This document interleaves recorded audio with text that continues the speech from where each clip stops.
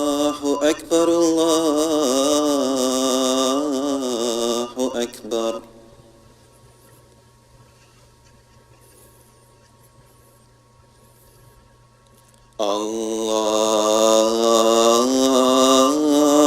الله أكبر الله أكبر.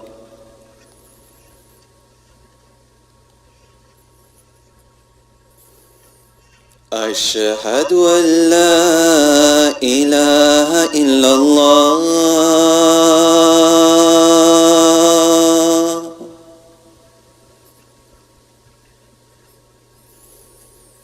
أشهد أن لا إله إلا الله.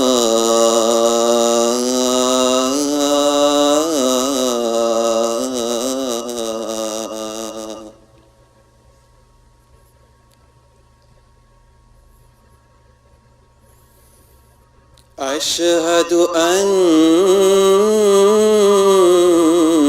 محمد رسول الله.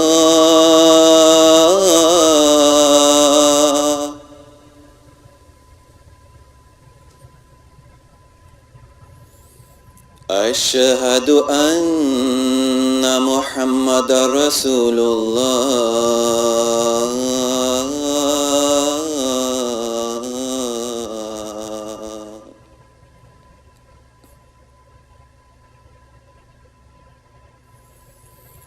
حي على الصلاة.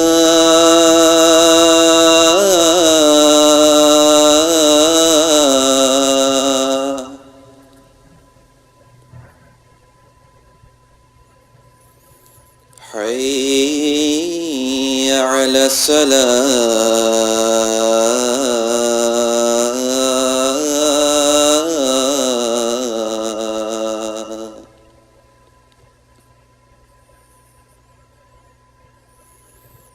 حي على الفلاح.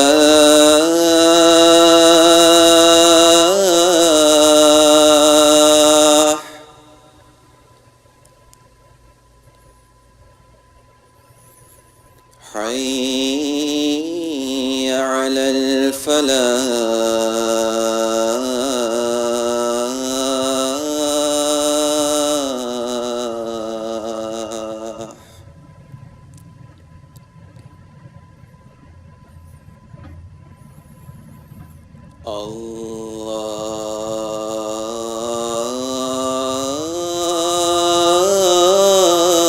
الله أكبر الله أكبر. لا إله إلا الله.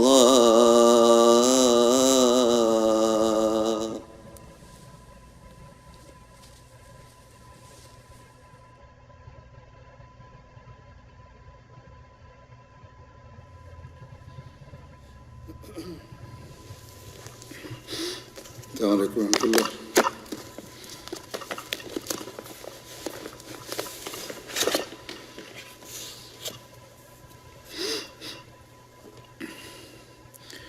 أشهد أن لا إله إلا الله وحده لا شريك له وأشهد أن محمدا عبده ورسوله. أما بعد فأعوذ بالله من الشيطان الرجيم.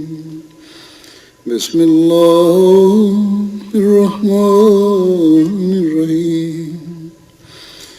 الحمد لله رب العالمين الرحمن الرحيم مالك يوم الدين. إياك نعبد وإياك نستعين. اهدنا الصراط المستقيم صراط الذين أنعمت عليهم غير المغضوب عليهم ولا الضالين.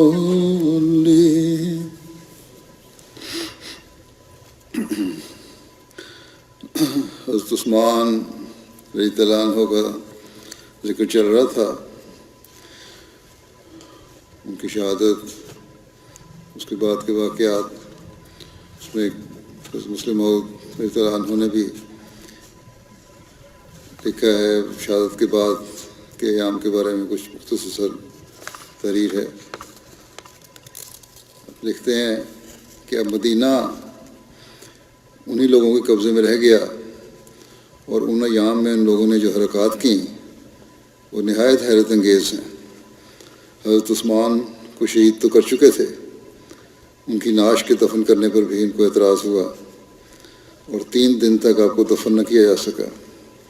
آخر صحابہ کی ایک جماعت نے ہمت کر کے رات کے وقت آپ کو دفن کیا. ان لوگوں کے راستوں میں بھی انہوں نے روکیں ڈالیں، لیکن بعض لوگوں نے سختی سے مقابلہ کرنے کی دھمکی دی تو دب گئے.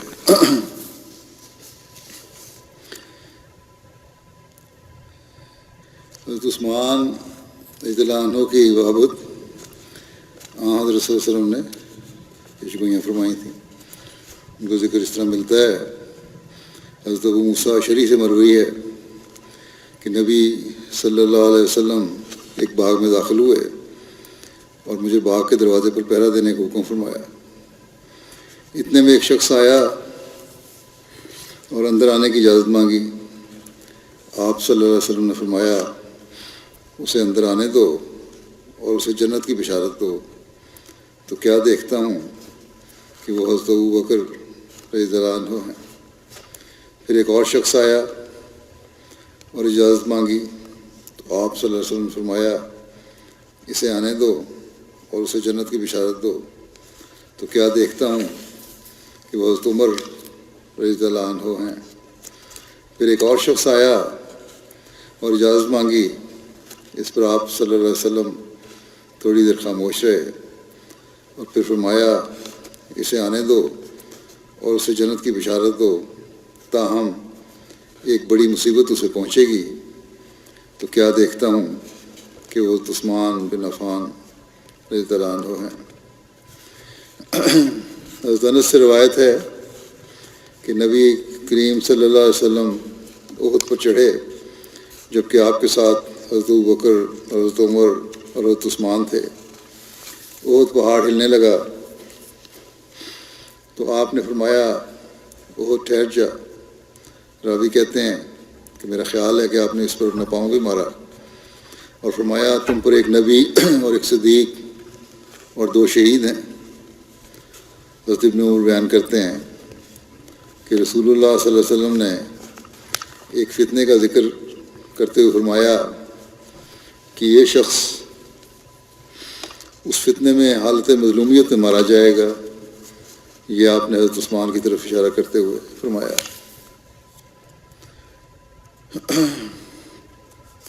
حضرت عثمان کے جو آپ نے ترکہ چھوڑا تھا اس کے بارے میں جو ذکر ملتا ہے وہ یہ ہے، عبید اللہ بن عبداللہ بن عتبہ بیان کرتے ہیں کہ جس روز حضرت عثمان شہید کیے گئے اس روز آپ کے خزانچی کے پاس آپ کے 3 کروڑ 5 لاکھ درہم اور 1.5 لاکھ دینار پڑے تھے، وہ سب لوٹ لیے گئے.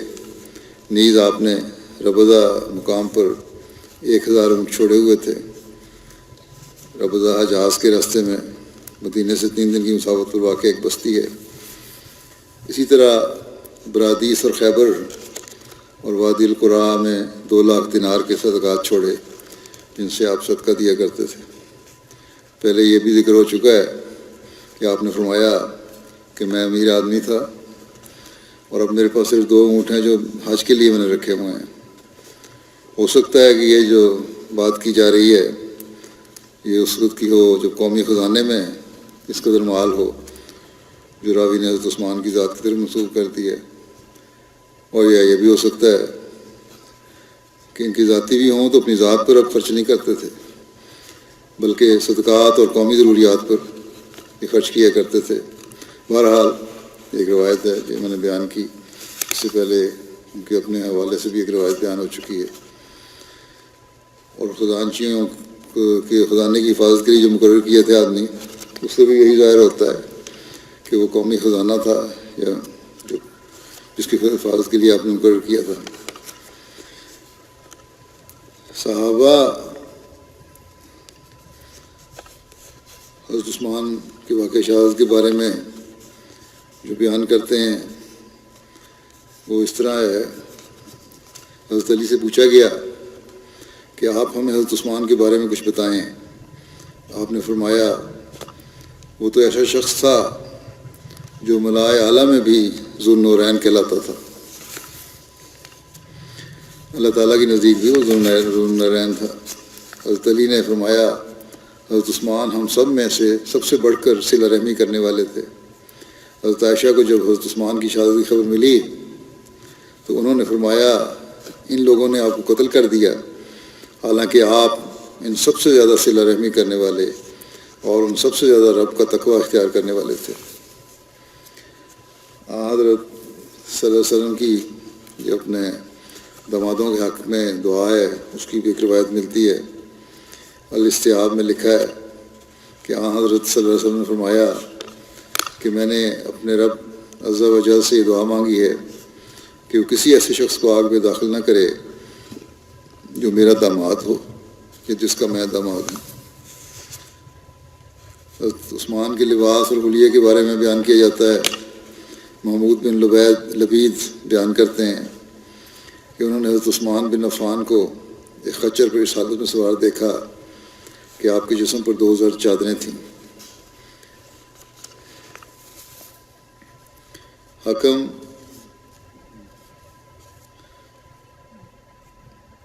بن سلط بیان کرتے ہیں کہ میرے والد نے مجھے بتایا کہ انہوں نے حضرت عثمان کو خطاب کرتے ہوئے دیکھا جبکہ آپ پر سیاہ رنگ کی چادر تھی اور آپ نے مہندی کا خضاب لگایا ہوا تھا۔ سلیم ابو عامر بیان کرتے ہیں کہ انہوں نے حضرت عثمان بن عفان پر ایک یمنی چادر دیکھی جس کی قیمت 100 درہم تھی۔ محمد بن عمر بیان کرتے ہیں کہ میں نے عمر بن عبداللہ، عروہ بن خالد اور عبد الرحمن بن ابو زناد سے حضرت عثمان کا حلیہ وغیرہ کے بارے میں پوچھا۔ ان سب نے بغیر اختلاف کے کہا کہ آپ نہ پستہ قد تھے، نہ پست قد تھے، نہ ہی بہت لمبے۔ آپ کا چہرہ خوبصورت، جلد نرم، داڑھی گھنی اور لمبی، رنگ گندمی، جوڑ مضبوط، کندھے چوڑے، سر کے بال گھنے تھے۔ آپ داڑھی کو خضاب سے پیلا کرتے تھے۔ واقد بن ابو یاسر بیان کرتے ہیں کہ حضرت عثمان نے اپنے دانتوں کو سونے کی تار سے باندھا ہوا تھا۔ موسیٰ بن طلحہ بیان کرتے ہیں کہ میں نے حضرت عثمان کو دیکھا کہ آپ جمعہ کے روز باہر تشریف لاتے تو آپ پر 2000 چادریں ہوتیں، پھر آپ ممبر پر تشریف رکھتے اور مؤذن اذان دیتا، پھر جب مؤذن خاموش ہو جاتا تو ایک ٹیڑھی مٹھ والا عصا، سہارا اس کی ہینڈل تھا، عصا کا سہارا لے کر کھڑے ہوتے اور عصا ہاتھ میں لیے خطبہ دیتے، پھر آپ ممبر سے اترتے اور مؤذن اقامت کہتا۔ حسن بیان کرتے ہیں کہ میں نے حضرت عثمان کو مسجد میں اپنی چادر کا تکیہ بنا کر سوتے ہوئے دیکھا۔ موسیٰ بن طلحہ بیان کرتے ہیں کہ جمعے کے روز حضرت عثمان نے ایک عصا کا سہارا لیا ہوا تھا۔ آپ تمام لوگوں سے زیادہ خوبصورت تھے۔ آپ پر 2 زرد رنگ کے کپڑے ہوتے تھے، ایک چادر اور ایک تہبند، یہاں تک کہ آپ ممبر پر آتے اور اس پر بیٹھ جاتے۔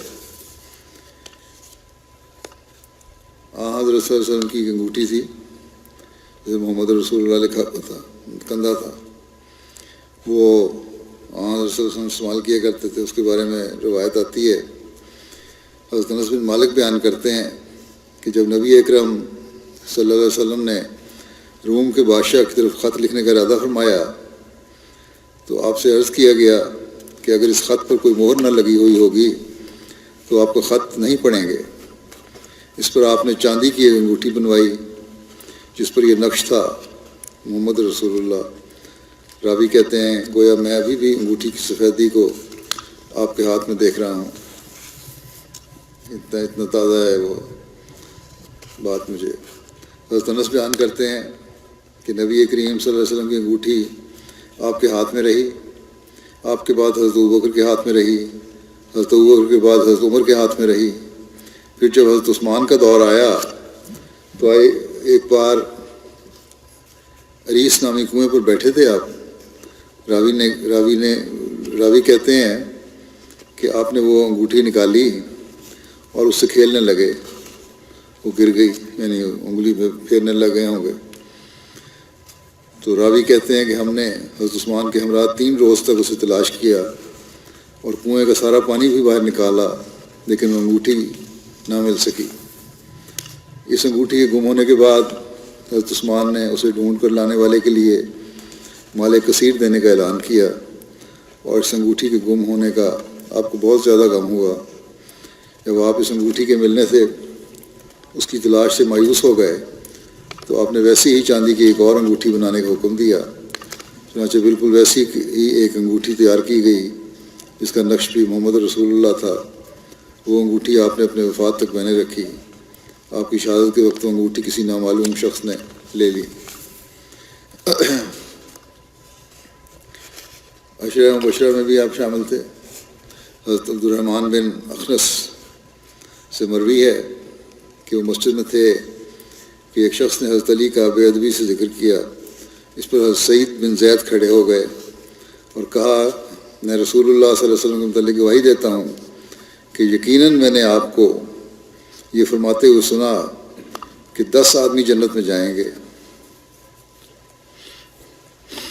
نبی صلی اللہ علیہ وسلم جنت میں ہوں گے، ابو بکر جنت میں ہوں گے، عمر جنت میں ہوں گے، عثمان جنت میں ہوں گے، علی جنت میں ہوں گے، طلحہ جنت میں ہوں گے، عبد الرحمن بن عوف جنت میں ہوں گے، زبیر بن عوام جنت میں ہوں گے، سعد بن مالک جنت میں ہوں گے، اور اگر میں چاہوں تو 10ویں کا نام بھی لے سکتا ہوں۔ راوی نے کہتے ہیں کہ لوگوں نے کہا کہ 10واں کون ہے؟ حضرت سعید بن زید کچھ دیر خاموش رہے۔ اس پر لوگوں نے پھر پوچھا 10واں کون ہے؟ تو انہوں نے کہا سعید بن زید، یعنی میں خود ہوں۔ پہلے بھی بیان کر چکا ایک جگہ پہ یہ روایت ان کے زمان میں۔ حضرت صلی اللہ علیہ وسلم کی حضرت عثمان کے ساتھ جنت میں رفاقت کے بارے میں آتا ہے، حضرت طلحہ بن عبید اللہ سے مروی ہے کہ نبی صلی اللہ علیہ وسلم نے فرمایا ہر نبی کا ایک رفیق ہوتا ہے، اور میرا رفیق یعنی جنت میں میرا ساتھی رفیق عثمان ہوگا۔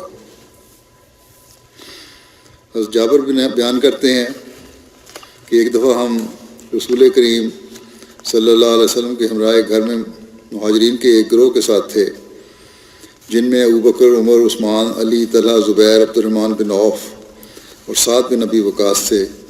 تو رسول اللہ صلی اللہ علیہ وسلم نے فرمایا ہر شخص اپنے ہم کفر کے ہمراہ کھڑا ہو جائے۔ پھر رسول اللہ صلی اللہ علیہ وسلم حضرت عثمان کے ساتھ کھڑے ہو گئے اور ان سے معانقہ کیا اور فرمایا انت ولی فی الدنیا و ولی فی الآخرہ، کہ تم دنیا میں بھی میرے دوست ہو اور آخرت میں بھی۔ حضرت عثمان کے آزاد کردہ غلام ابو صالح بیان کرتے ہیں کہ یوم الدار کو، یعنی جس دن حضرت عثمان کو باغیوں نے آپ کے گھر میں محصور کر کے شہید کر دیا تھا، اس دن کہتے ہیں کہ میں نے حضرت عثمان سے عرض کیا اے امیر المومنین ان مفسدین سے لڑیں۔ حضرت عثمان حضرت عبداللہ نے بھی آپ سے عرض کیا کہ اے امیر المومنین ان مفسدین سے لڑیں۔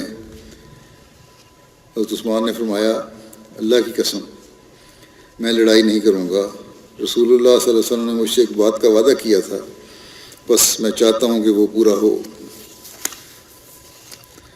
حضرت عثمان کے غزوہ بدر سے پیچھے رہنے، احد میں فرار اور بیت رضوان میں شامل نہ ہونے کی بابت اعتراض کیا جاتا ہے۔ یہ منافقین نے یہ بھی اعتراض کیے تھے آپ پہ۔ عثمان بن موہب بیان کرتے ہیں کہ اہل مصر سے ایک شخص حج کے لیے آیا تو اس نے کچھ لوگوں کو بیٹھے ہوئے دیکھا، فتنہ پیدا کرنے کے لیے اس نے باتیں کی۔ اس نے لوگوں سے پوچھا کہ یہ کون لوگ ہیں؟ انہوں نے کہا یہ قریشی ہیں۔ اس نے پوچھا ان میں یہ بوڑھا شخص کون ہے؟ لوگوں نے کہا حضرت عبداللہ بن عمر ہیں۔ اس نے کہا اے ابن عمر، آپ سے ایک بات کے متعلق پوچھتا ہوں، آپ مجھے بتائیں، کیا آپ کو علم ہے کہ حضرت عثمان عہد کے دن فرار ہوئے تھے؟ انہوں نے کہا ہاں۔ پھر اس نے پوچھا کیا آپ جانتے ہیں کہ وہ جنگ بدر سے غیر حاضر رہے اور اس میں شریک نہ ہوئے؟ انہوں نے کہا ہاں۔ اس نے پوچھا کہ آپ جانتے ہیں کہ وہ بیت رضوان سے بھی غیر حاضر تھے اور اس میں شریک نہیں تھے؟ انہوں نے کہا ہاں۔ اس پر اس شخص نے تعجب سے کہا اللہ اکبر۔ حضرت ابن عمر نے اسے کہا ادھر آؤ، تم اعتراض تو کیا ہے، میں تمہیں حقیقت حال کھول کے بتاتا ہوں۔ جنگ احد کے دن جو ان کا بھاگ جانا تھا تو میں یہ شہادت دیتا ہوں کہ اللہ تعالیٰ نے آپ کو معاف کر دیا تھا اور آپ سے مغفرت کا سلوک فرمایا تھا۔ اس وقت جب ایسی ہنگامی حالت تھی، یہ مشہور ہو گیا تھا کہ حضرت صلی اللہ علیہ وسلم کو بھی کافروں نے شہید کر دیا، تو اس وقت پھر ایسی حالت تھی جو ایک وقتی اضطرار کے طور پہ آپ چلے گئے تھے۔ بہرحال جو جہاں تک کہتے ہیں بدر سے حضرت عثمان کا غائب رہنا ہے، تو اس کی وجہ یہ تھی کہ حضور رسول کریم صلی اللہ علیہ وسلم کی بیٹی جو آپ کی بیوی تھیں وہ بیمار تھیں، اور رسول اللہ صلی اللہ علیہ وسلم نے آپ سے فرمایا تھا کہ تم اپنی بیوی کے پاس ہی رہو، تمہارے لیے بدر میں شامل ہونے والوں کی مانند اجر اور مال غنیمت میں سے حصہ ہوگا۔ اور جہاں تک بیت رضوان سے آپ کی غیر حاضری ہے تو یاد رکھو، اگر وادی مکہ میں حضرت عثمان سے بڑھ کر کوئی اور شخص معزز ہوتا تو رسول اللہ صلی اللہ علیہ وسلم حضرت عثمان کی جگہ اس شخص کو کفار کی طرف سفیر بنا کر بھیجتے۔ رسول اللہ صلی اللہ علیہ وسلم نے حضرت عثمان کو بھیجا، اور بیت رضوان اس وقت ہوئی جب آپ مکہ والوں کی طرف گئے ہوئے تھے۔ بیت رضوان کے وقت رسول اللہ صلی اللہ علیہ وسلم نے اپنے دائیں ہاتھ سے اپنے بائیں ہاتھ کی طرف اشارہ کر کے فرمایا کہ یہ عثمان کا ہاتھ ہے، اور آپ نے اپنے بائیں ہاتھ کو اپنے دوسرے ہاتھ پر زور سے رکھتے ہوئے فرمایا یہ عثمان کے لیے ہے۔ حضرت ابن عمر نے یہ بیان فرمانے کے بعد اس شخص سے کہا اب یہ باتیں اپنے ساتھ لے جاؤ، اور یاد رکھنا یہ کوئی اعتراض کی باتیں نہیں ہیں، جاؤ۔ بخاری کی روایت ہے یہ۔ حضرت صلی اللہ علیہ وسلم کی زندگی میں مسجد نبوی کی توسیع ہوئی تھی، اس میں بھی حضرت عثمان کو حصہ لینے کی توفیق ملی۔ ابو ملی اپنے والد سے روایت کرتے ہیں کہ نبی کریم صلی اللہ علیہ وسلم نے مسجد مدینہ کی توسیع کے لیے زمین کے ایک ٹکڑے کے مالک کو، جو ایک انصاری تھا، فرمایا تمہارے لیے اس خطے کے بدلے جنت میں گھر ہوگا، مگر اس نے دینے سے انکار کر دیا۔ اس پر حضرت عثمان آئے اور اس شخص سے کہا کہ تمہارے لیے اس خطے کے بدلے میں 10,000 درہم دیتا ہوں، اس ٹکڑا زمین کے بدلے۔ آپ نے اس سے وہ خطہ خرید لیا۔ پھر حضرت عثمان نبی کریم صلی اللہ علیہ وسلم کے پاس آئے اور عرض کی یا رسول اللہ، آپ مجھ سے زمین کا یہ ٹکڑا خریدیں جو میں نے انصاری سے خریدا ہے۔ اس پر آپ نے وہ زمین کا ٹکڑا حضرت عثمان سے جنت میں گھر کے بدلے خرید لیا۔ وہی بات صلی اللہ علیہ وسلم نے پھر حضرت عثمان کو فرمائی کہ تمہارا جنت میں گھر ہوگا۔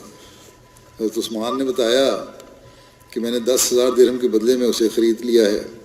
اس کے بعد نبی صلی اللہ علیہ وسلم نے ایک اینٹ رکھی، پھر آپ صلی اللہ علیہ وسلم نے حضرت ابوبکر کو بلایا تو انہوں نے بھی ایک اینٹ رکھی، پھر حضرت عمر کو بلایا، انہوں نے بھی ایک اینٹ رکھی، پھر حضرت عثمان آئے اور انہوں نے بھی ایک اینٹ رکھی، پھر آپ صلی اللہ علیہ وسلم نے باقی لوگوں سے فرمایا کہ اب تم سب اینٹیں رکھو، تو ان سب نے رکھیں۔ اس طرح یہ جو ایکسٹینشن اس کی ہوئی تھی اس کی بنیاد پڑی۔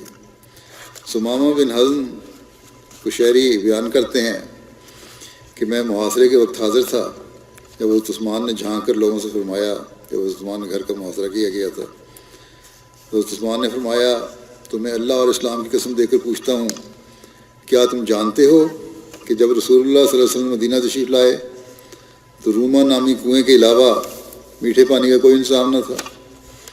آپ نے فرمایا،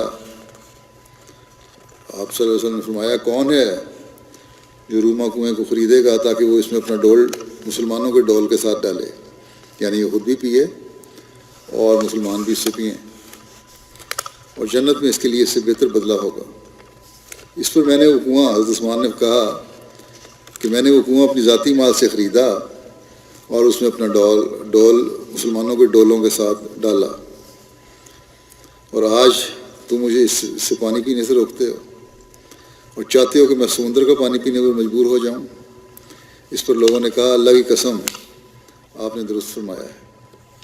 پھر حضرت عثمان نے فرمایا میں تمہیں اللہ اور اسلام کی قسم دے کر پوچھتا ہوں، کیا تم جانتے ہو کہ میں نے جیش اسرا غزوہ تبوک کے لشکر کی تیاری اپنے مال سے کی تھی؟ اس پر لوگوں نے کہا اللہ کی قسم ایسا ہی ہے۔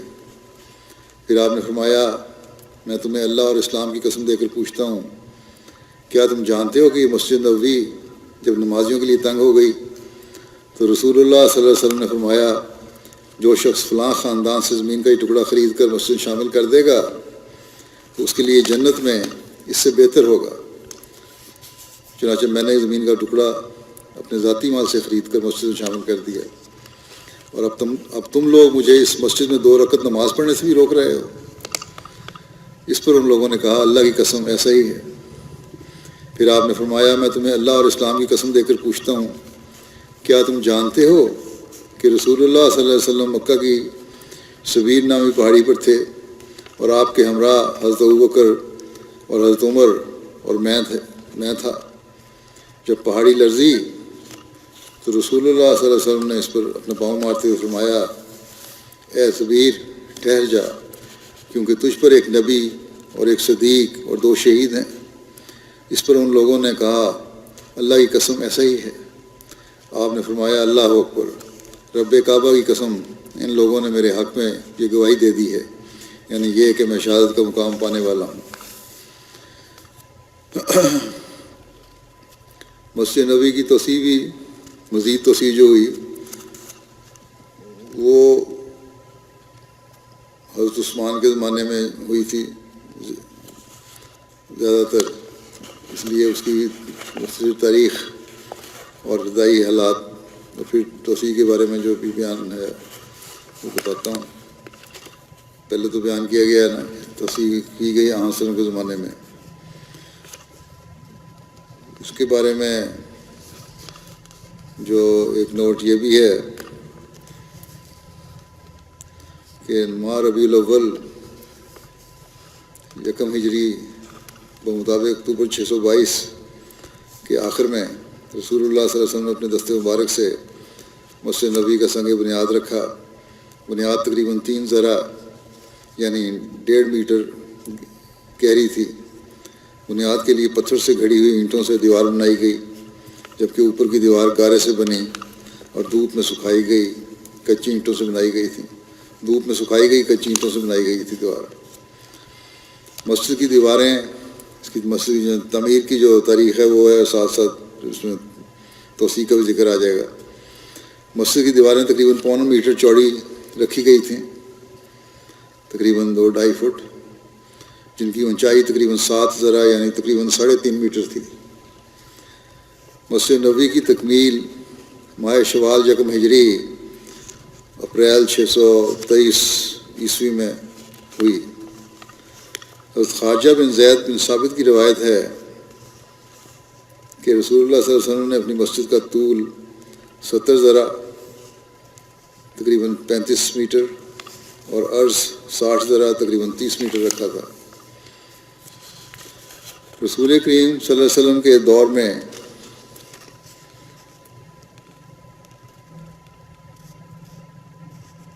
مسجد نبوی کی پہلی توسیع 7 ہجری محرم 7 ہجری جون 628 عیسوی میں ہوئی، جب رسول اللہ صلی اللہ علیہ وسلم نے غزوہ خیبر سے کامیاب ہو کر لوٹے تو آپ نے مسجد نبوی کی توسیع اور تعمیر نو کا حکم جاری فرمایا۔ مسجد کی توسیع جنوبی یعنی جانب قبلہ اور مشرقی جانب نہ کی گئی، زیادہ تر توسیع شمالی جانب کی گئی اور کچھ مغربی جانب بھی۔ شمالی جانب صحابہ کرام کے چند گھر تھے، اس جانب ایک انصاری صحابی کا گھر تھا جس کو اپنا مکان دینے میں کچھ پس و پیش تھا۔ ایسے میں جیسا کہ پہلے بیان ہو چکا ہے، حضرت عثمان بن عفان نے اپنی جیب سے 10,000 دینار دے کر گھر خرید لیا اور نبی کریم صلی اللہ علیہ وسلم کی خدمت میں پیش کیا۔ اس طرح مسجد کی توسیع زیادہ تر شمالی جانب اور مغربی جانب ممکن ہو سکی۔ اس توسیع کے بعد مسجد کا کل رقبہ 100x100 ذرا یعنی 50x50 میٹر ہو گیا۔ حضرت عمر کے دور میں مسجد نبوی کی دوسری توسیع ہوئی 17 ہجری میں۔ حضرت عبداللہ بن عمر سے مروی ہے کہ رسول اللہ صلی اللہ علیہ وسلم کے دور میں مسجد کچی اینٹوں سے بنی ہوئی تھی، جس کی چھت کھجور کی ٹہنیوں اور پتوں سے بنی ہوئی تھی اور ستون کھجور کے تنوں کے تھے۔ حضرت بکر صدیق نے اس کو اسی حالت میں رہنے دیا اور اس میں کوئی تبدیلی یا توسیع نہیں کی۔ حضرت عمر نے اس کی تعمیر نو اور توسیع کروائی، مگر اس کی حیت اور طرز تعمیر میں کوئی تبدیلی نہیں کروائی، جس طرح تھا انہیں بنیادوں پر یا اسی طرح پرانا حصہ تھا رہنے دیا۔ انہوں نے بھی اسے اسی طرح کے طرز تعمیر سے بنوایا، صرف ایکسٹینشن ہوئی۔ چھت پہلے کی طرح کھجور کے پتوں کی ہی رہی، انہوں نے صرف ستون لکڑی کے ڈلوا دیے۔ حضرت عمر 17 ہجری میں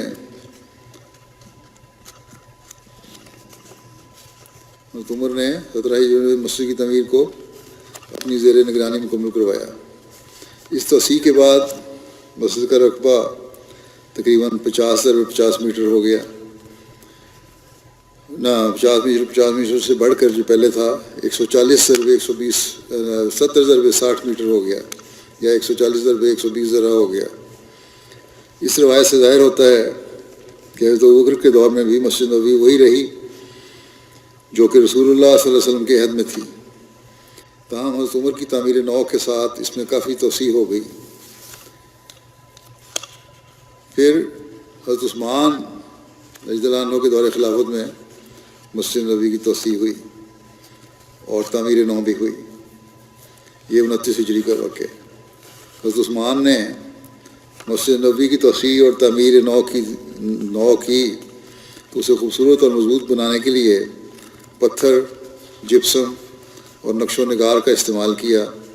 حضرت عثمان نے دیواریں پتھر کی بنوائیں جن پر نقش و نگار بنے ہوئے تھے، اور مسجد نبوی میں پہلی بار سفیدی کے لیے چونے کا استعمال بھی کیا گیا۔ چھت میں شیشوں کی لکڑی استعمال ہوئی تھی۔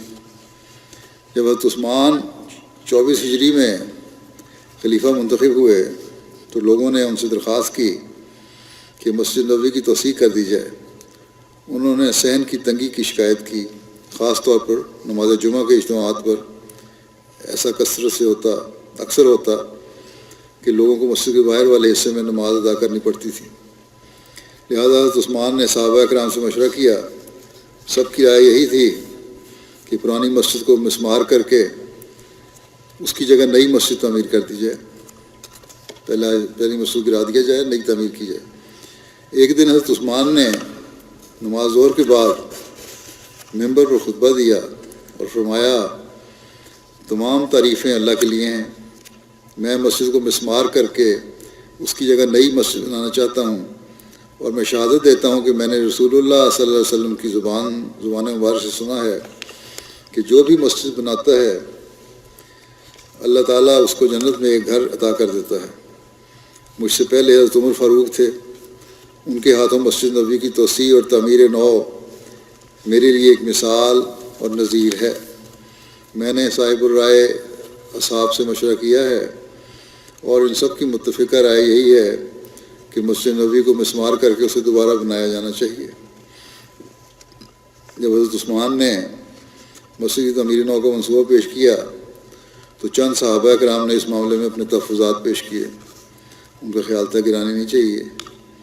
ان میں وہ صحابہ کرام شامل تھے جو بالکل مسجد نبوی کے قریب مقیم تھے اور جن کے مکانات اس منصوبے سے متاثر ہوتے نظر آ رہے تھے۔ عوام کی اکثریت نے تو اس منصوبے کی حمایت کی، مگر چند صحابہ کرام نے اعتراض کیا۔ حضرت افلا بن حمید نے بیان کیا کہ جب حضرت عثمان نے چاہا کہ ممبر پر تشریف لا کر لوگوں کی رائے معلوم کریں، تو مروان بن حکم نے کہا بلا شبہ یہ ایک نیک کام ہے، لہذا کیا ضرورت ہے کہ آپ لوگوں کی رائے معلوم کریں۔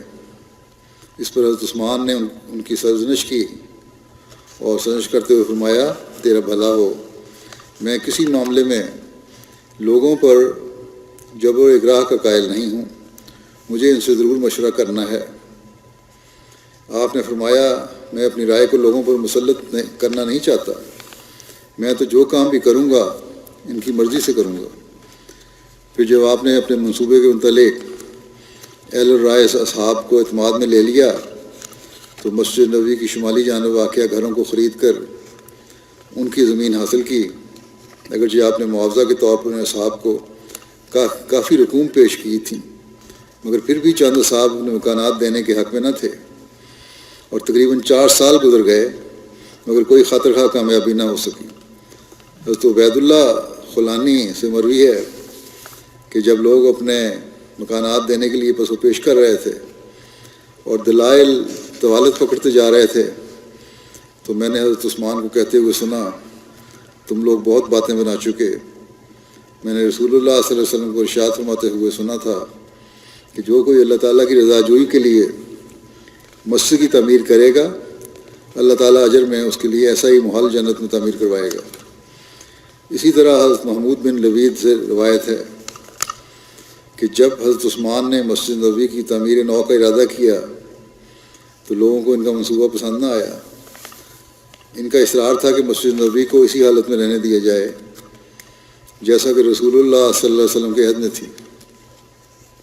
اس پر آپ نے فرمایا جو کوئی اللہ تعالیٰ کی رضا جوئی کے لیے مسجد تعمیر کرے گا اللہ تعالیٰ اجر میں اس کے لیے ایسا ہی محل جنت میں تعمیر کروائے گا۔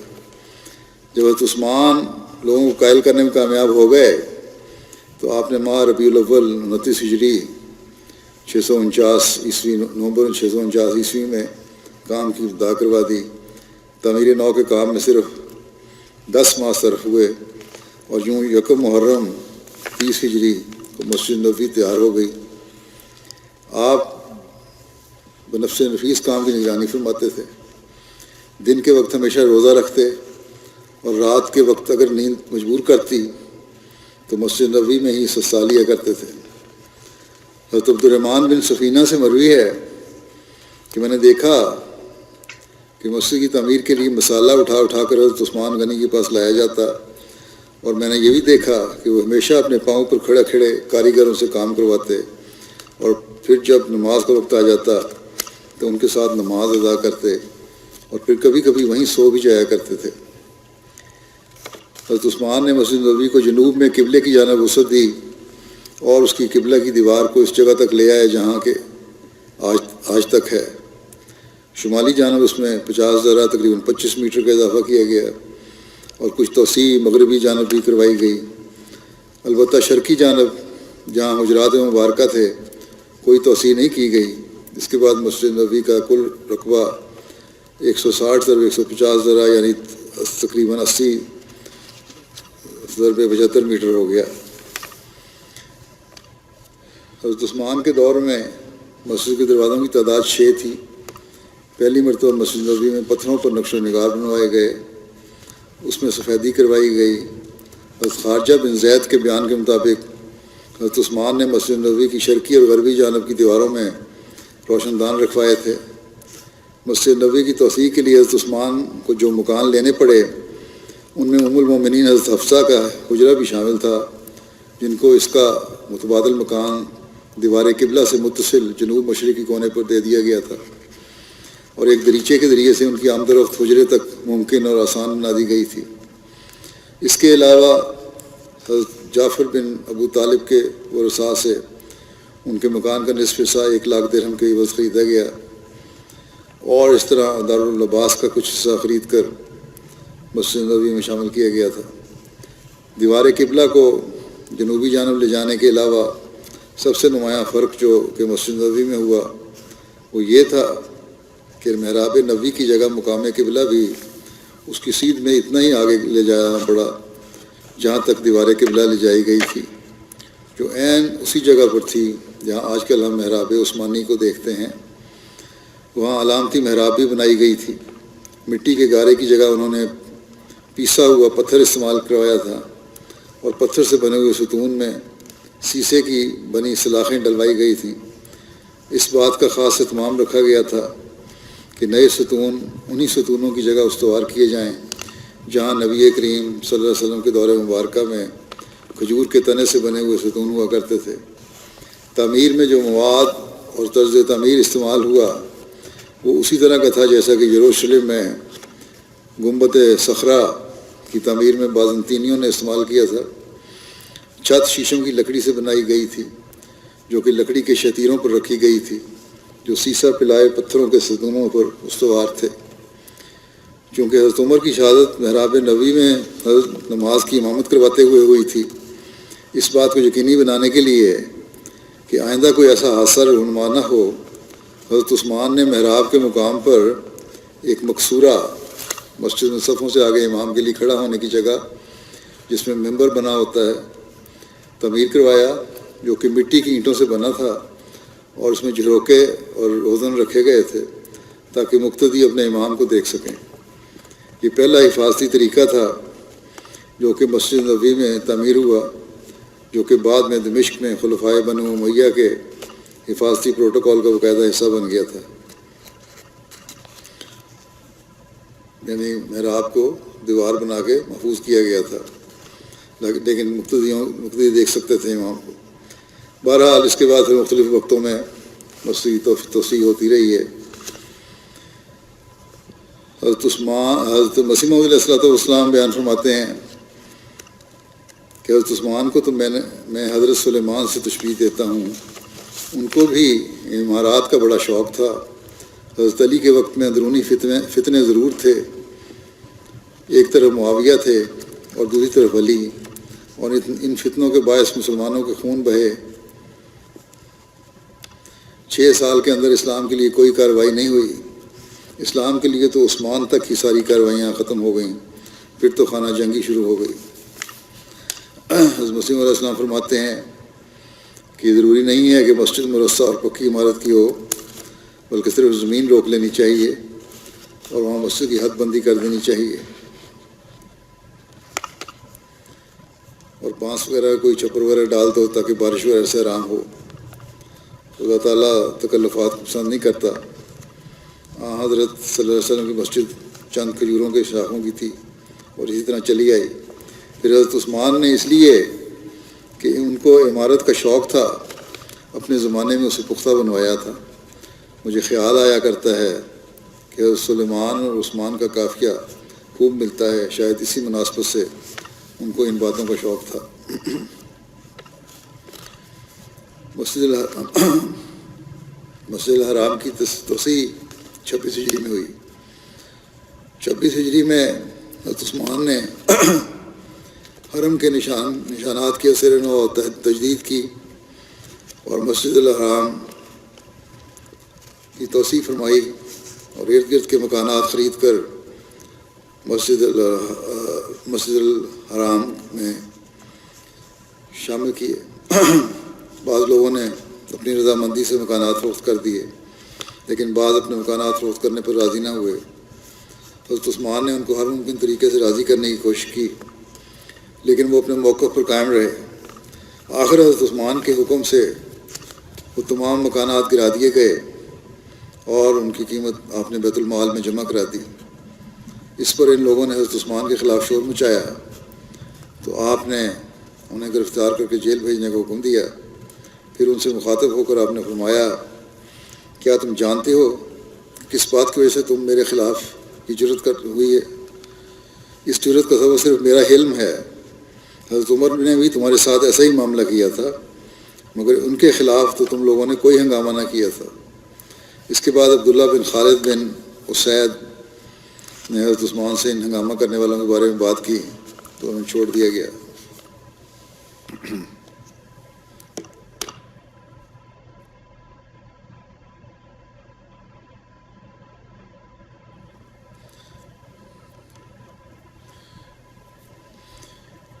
بحری بیڑا جو تھا پہلا اسلامی بحری بیڑا 28 ہجری میں، یہ بھی حضرت عثمان کے زمانے کا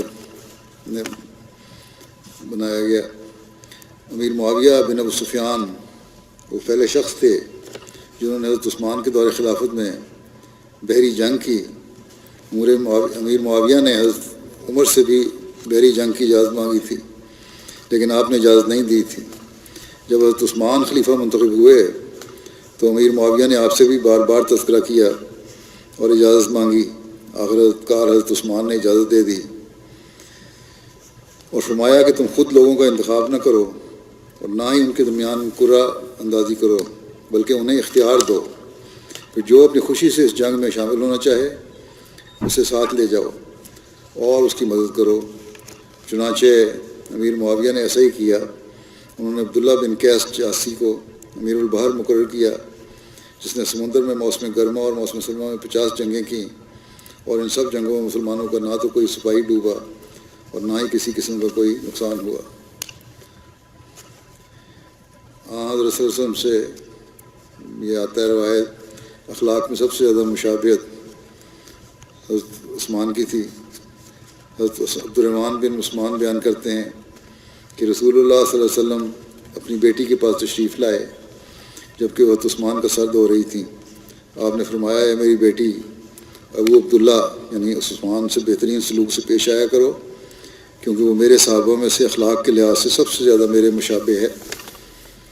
حضرت یحییٰ بن عبد الرحمن بن حاتب بیان کرتے ہیں کہ میں نے اپنے والد کو یہ کہتے ہوئے سنا کہ میں نے رسول اللہ صلی اللہ علیہ وسلم کے صحابہ میں سے بات کو مکمل اور خوبصورت رنگ میں بیان کرنے میں حضرت عثمان سے بہتر کسی کو نہیں دیکھا، تاہم اب زیادہ بات چیت سے گریز کرتے تھے۔ حضرت ابو ہریرہ بیان کرتے ہیں کہ میں نے حضرت رقیہ بنت رسول صلی اللہ علیہ وسلم کی خدمت میں حاضر ہوا۔ غالباً یہاں حضرت رقیہ کی جگہ حضرت ام کلثوم مراد ہو سکتی ہیں، کیونکہ روایت میں ہے کہ غزوہ بدر کے موقع پر حضرت رقیہ کی وفات ہو گئی تھی، اور حضرت ابو ہریرہ اس کے 5 سال کے بعد مسلمان ہوئے تھے اور مدینہ آئے تھے۔ تو حضرت ام کلثوم مراد ہو سکتی کیونکہ ان کی وفات 9 ہجری میں ہوئی تھی۔ بہرحال یہ روایت ہے کہ بنت رسول صلی اللہ علیہ وسلم کی خدمت میں حاضر ہوا جو حضرت عثمان کی بیوی تھیں اور ان کے ہاتھ میں کنگھی تھی۔ انہوں نے بتایا کہ ابھی ابھی رسول اللہ صلی اللہ علیہ وسلم میرے پاس سے تشریف لے گئے ہیں اور میں نے آپ کے سر میں کنگھی کی ہے۔ تو آپ نے مجھ سے پوچھا کہ تم ابو عبداللہ حضرت عثمان کو کیسا پاتی ہو؟ میں نے عرض کیا، بہت عمدہ۔ آپ نے فرمایا، پس تو بھی ان سے عزت سے پیش آیا کر، کیونکہ وہ میرے صحابہ میں سے اخلاق کے لحاظ سے مجھ سے سب سے زیادہ مشابہت رکھتے ہیں۔ یہ ذکر ابھی عثمان کا یہاں ختم کرتا ہوں۔ آج بھی میں نے کچھ جنازے پڑھانے ہیں، ان کا ذکر کرنا چاہتا ہوں۔ پہلا جنازہ ہے مبشر احمد رند صاحب ابن احمد بخش صاحب مولم وقف دید روا کا، جو 10 مارچ کو بقضاء الہی وفات پا گئے تھے۔ انا للہ و انا الیہ راجعون۔ آپ کا تعلق بستی رنداں ضلع ڈیرہ غازی خان سے تھا، پیدائشی احمدی تھے۔ 1990 میں تھرپارکر سے بطور معلم وقف دید خدمت کا آغاز کیا، اور پھر مختلف وقتوں میں مختلف جگہوں پر معلم اور انسپیکٹر کے طور پر کام کیا۔ جہاں بھی آپ کو بھجوایا گیا ہمیشہ لبیک کہتے رہے اور کبھی کوئی عذر پیش نہیں کیا۔ وقف کو ہمیشہ وفا کے ساتھ نبھانے کی کوشش کی۔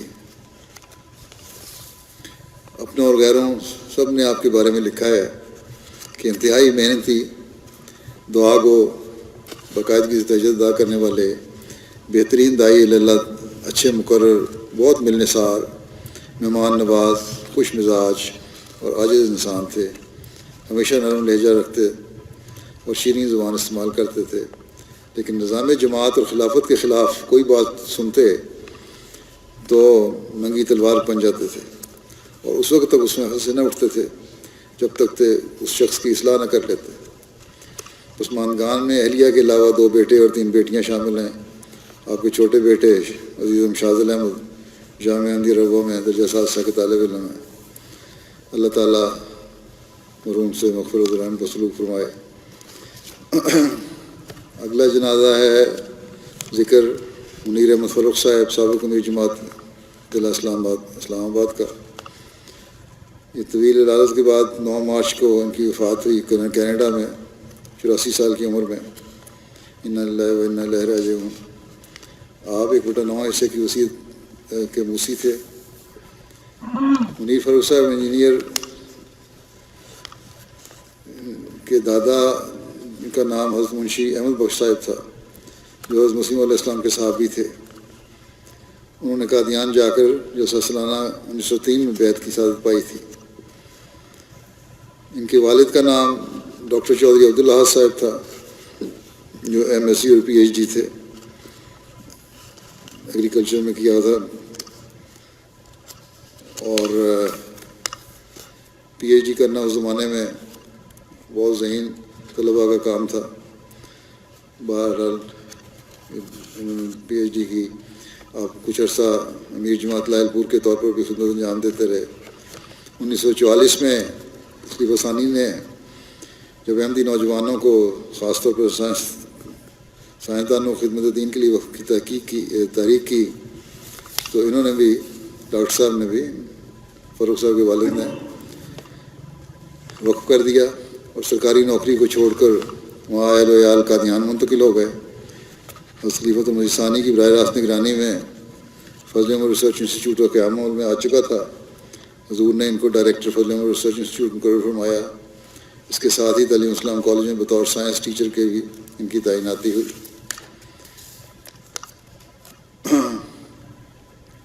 فاروق صاحب نے university of engineering and technology سے الیکٹریکل انجینئرنگ کی ڈگری حاصل کی، اور پھر مختلف جگہوں پہ پہلے شروع میں کام کیا، پھر telegraph and telephone department حکومت پاکستان میں باقاعدہ سروس کا آغاز کیا۔ دوران سروس آپ نے ملک کے بیشتر شہروں میں خدمات سے انجام دیں۔ متعدد ملکوں میں حکومت پاکستان کی نمائندگی کرتے رہے۔ 1997 میں ڈائریکٹر جنرل پاکستان ٹیلی کمیونیکیشنز لمیٹڈ کی حیثیت سے ڈائریکٹر جنرل پاکستان ٹیلی کمیونیکیشن کی حیثیت سے ریٹائر ہوئے۔ ان کے اہلیہ 2 بیٹے اور 2 بیٹیاں ہیں۔ اللہ تعالیٰ ان کے بچوں کو بھی ان کے نقش قدم پر چلنے کی توفیق عطا فرمائے۔ راولپنڈی میں قیام کے دوران قائد ضلع مجلس خدام احمدیہ کے طور پر ان کو خدمت کی توفیق ملی، اور یہ دور تھا 1974 کا پورا شوب دور تھا، اور ان کو 12 زمانے میں خدمت کی توفیق ملی۔ 1977 میں اسلام آباد میں مستقل رہائش رکھنے کے بعد مختلف خدمات کی ان کو توفیق ملی۔ 1990 میں بطور نائب امیر اول خدمت کی توفیق ملی۔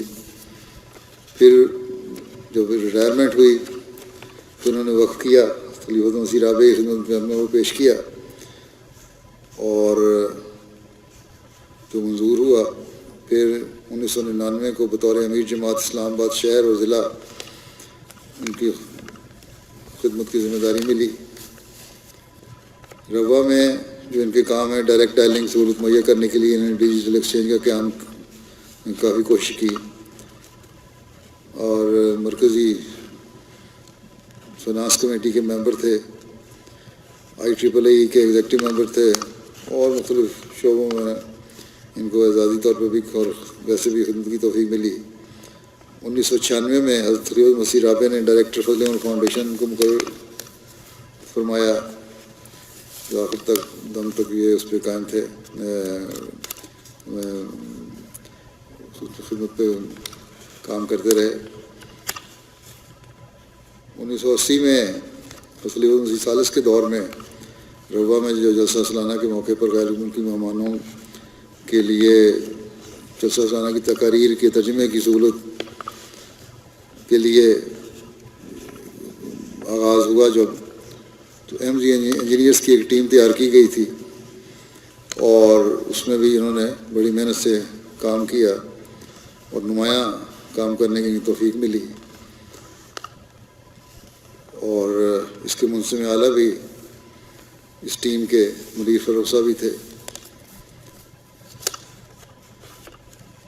اپریل 1984 میں جب انگلستان ہجرت کی خلیفہ نذیر آبے نے، تو یہاں یو کے جلسہ سالانہ میں بھی باقاعدگی سے ہر سال آتے تھے اور ٹرانسلیشن کا کام ان کے سپرد ہوتا تھا، لوگوں تک ٹرانسلیشن پہنچانا، اور بڑی آسان رنگ میں انہوں نے یہ کام سر انجام دیا، بڑی محنت سے کام کیا کرتے تھے۔ ان کے دور امارت میں اسلام آباد میں بھی جماعتی تعمیرات بہت زیادہ ہوئی ہیں۔ ان کے ایک بیٹے کہتے ہیں کہ جماعتی کاموں میں بچوں کو بڑھ چڑھ کر حصہ لینے کی تلقین کرتے تھے، گورنمنٹ کی ملازمت کرنے کے باوجود جماعت کی خدمت میں ہمیشہ پیش رہتے تھے، ملازمت سے سیدھا جماعت کے دفتر آتے اور جماعتی ذمہ داریاں نبھاتے، ہر سال جلسہ سالانہ یو کے لیے خصوصاً چھٹی بچا کے رکھتے تھے۔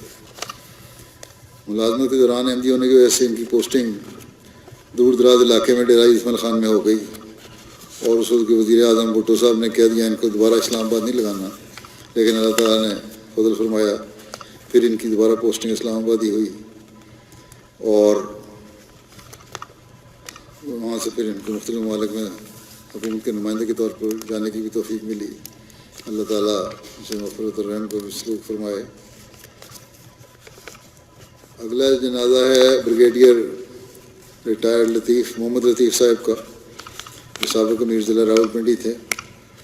28 فروری کو 77 سال کی عمر میں ان کی وفات ہوئی ہے۔ انا للہ و انا الیہ راجعون۔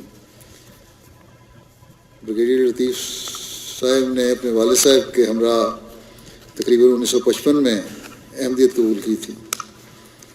بریگیڈیئر صاحب کے والد صاحب 2000 میں فوت ہوئے تھے۔ اس کے بعد خاندان میں بریگیڈیئر صاحب اکیلے احمدی تھے، یعنی ان کے بچوں کے علاوہ۔ ان کے ایک اہلیہ، 2 بیٹے اور 2 بیٹیاں ہیں۔ اللہ تعالیٰ ان کے بچوں کو بھی ان کے نقش قدم پر چلنے کی توفیق عطا فرمائے۔ سن 2000 میں اپنی ریٹائرمنٹ کے بعد اپنا سارا وقت جماعتی خدمات میں جلانے میں صرف کیا۔ سیکرٹری امور عامہ اور نائب امیر ضلع راولپنڈی تھے۔ 2019 سے تا وفات 2021 تک بطور امیر ضلع راولپنڈی خدمت میں جلانے کی توفیق ملی۔ تقریباً 20 سال تک ان کو جماعتی خدمت کی توفیق ملی۔ بڑے ہمدرد، غریبوں کا خیال رکھنے والے، جماعتی خدمت کو فضل الہی سمجھ کر ادا کرنے والے تھے، اور اپنے بچوں کو بھی یہی تلقین کرتے رہے۔ آخری بیماری کی شدت میں بھی جماعتی خدمت کے لیے مرکز سے کسی بھی عہدیدار نے جب بھی بلایا فوراً چلے جاتے تھے، اور اپنی بیماری کی پرواہ نہیں کی۔ کینسر کی بیماری تھی انہیں، اور اپنا علاج بھی کرواتے تھے، ساتھ ہی تو خدمت پہ ہر وقت حاضر رہتے تھے اور کبھی انکار نہیں کیا۔ اللہ تعالیٰ ان سے مغفرت اور رحم کو سلوک فرمائے۔ اگلا جنازہ ہے مکرم کونوک بیک عمر بیکوف صاحب۔ کونوک بیک عمر بیکوف صاحب کرغزستان کے احمدی ہیں۔ 22 فروری کو 77 سال کی عمر میں وفات پا گئے۔ انا للہ و انا الیہ راجعون۔ الیاس کوباتوف نیشنل پریزیڈنٹ جو ہیں کرغزستان کے، لکھتے ہیں کہ خاکسار کا مکرم کونوک بیک صاحب سے 15 سال سے بھی زیادہ عرصے کا تعلق ہے۔ مرحوم جماعت احمدیہ کرغزستان کے ابتدائی احمدیوں میں سے ایک تھے۔ مرحوم نے سن 2000 میں احمدیت قبول کی۔ مرحوم بہت مخلص اور وفاشار احمدی تھے، ہمیشہ جماعتی پروگرام میں حصہ لیتے اور باقاعدگی سے جماعتی چندوں اور دوسری مالی قربانیوں میں حصہ لیتے تھے، اور بر وقت اپنا وعدہ پورا کرتے تھے، بر وقت پنجگانہ نماز ادا کرتے اور باقاعدگی سے تہجد ادا کرتے تھے۔ سوویت یونین کے دور میں اپنی جوانی کے وقت میں مرحوم ملک کی بڑی بڑی تنظیموں اور کاروباری اداروں میں سب سرکردہ عہدوں پر فائز تھے، اور اپنی دیانتداری، شرافت اور محنت کے سبب سب ان کی بہت تعریف کرتے تھے۔ زندگی کے آخری سالوں میں جب کوئی کام وغیرہ نہیں کرتے تھے تو وہ کتابیں فروخت کرتے تھے، خاص طور پر اسلامی کتب فروخت کرتے تھے۔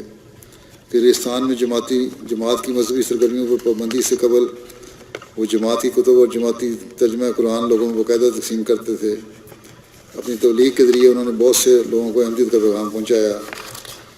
مرحوم نے اپنے پیچھے اپنی بیوی اور 7 سال کا بیٹا بھی یادگار چھوڑے ہیں کہ یہ دوسری اہلیہ ہیں. پہلی اہلیہ سے ان کی طلاق ہو گئی تھی. ان کے بھی بچے ہیں, اولاد ان کی جوان ہے جو احمدی شد نہیں ہے. اللہ تعالیٰ انہیں بھی احمدیت قبول کرنے کی توفیق عطا فرمائے. اللہ تعالیٰ ان سے مغفرت اور رحم کا سلوک فرمائے. مبلغ صاحب لکھتے ہیں کہ رشین زبان میں قرآن کریم کا ترجمہ شائع ہوا تو بعض اغلاط کی نشاندہی کی انہوں نے. تو میں نے کہا کہ صرف اس کو پورا پڑھیں قرآن کریم اور مکمل نشاندہی کریں. تو انہوں نے 10-15 یوم میں ہی مکمل قرآن کریم کو پڑھ کر ترجمہ پڑھا اور اغلاط کی نشاندہی کر دی. مولوی صاحب بھی لکھتے ہیں نماز کے لیے نہایت اہتمام سے وضو کرتے تھے اور ان کو نماز ادا کرتے ہوئے دیکھ کر رشک آتا تھا. مکرم ازگین بائف آرتر صاحب کہتے ہیں حقیقت تو یہ ہے کہ کونوک بیگ صاحب نے ہی مجھے احمدیت کا پیغام پہنچایا تھا. سوالات کرتے جب بھی میں سوالات کرتا مجھے حیرت انگیز انداز میں جواب دیتے اور آپ کے جوابات منطق اور عقل و حکمت سے پر ہوتے تھے. مکرم کونوک بیگ صاحب بہت اعلیٰ اخلاق کے مالک, صابر اور بردبار انسان تھے. آپ کے اخلاق اور ان خصوصیات کی وجہ سے ہی میں جماعت میں داخل ہوا.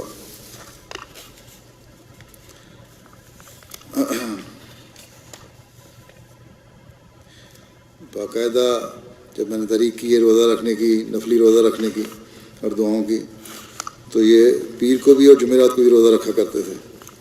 تو ان کو کہا گیا کہ ہفتے میں 1 دن رکھا کریں. تو انہوں نے کہا کہ میں پیر کو بھی روزہ رکھتا ہوں اور جمعرات کو بھی رکھتا ہوں تاکہ خلافت کی ہر آواز پر لبیک کہنے والا بن جاؤں. خلافت کے فدائی تھے.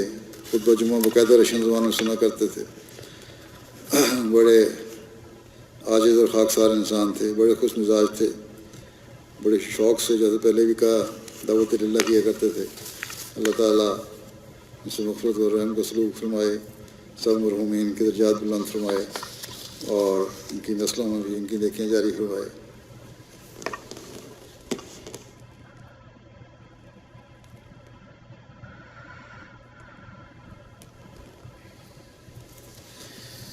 الحمد لله نحمده ونستعينه ونستغفره ونؤمن به ونتوكل عليه ونعوذ بالله من شرور أنفسنا ومن سيئات أعمالنا. من يهده الله فلا مضل له ومن يضلل فلا هادي له. ونشهد أن لا إله إلا الله ونشهد أن محمدا عبده ورسوله. عباد الله رحمكم الله, إن الله يأمر بالعدل والإحسان وإيتاء ذي القربى وينهى عن الفحشاء والمنكر والبغي يعظكم لعلكم تذكرون.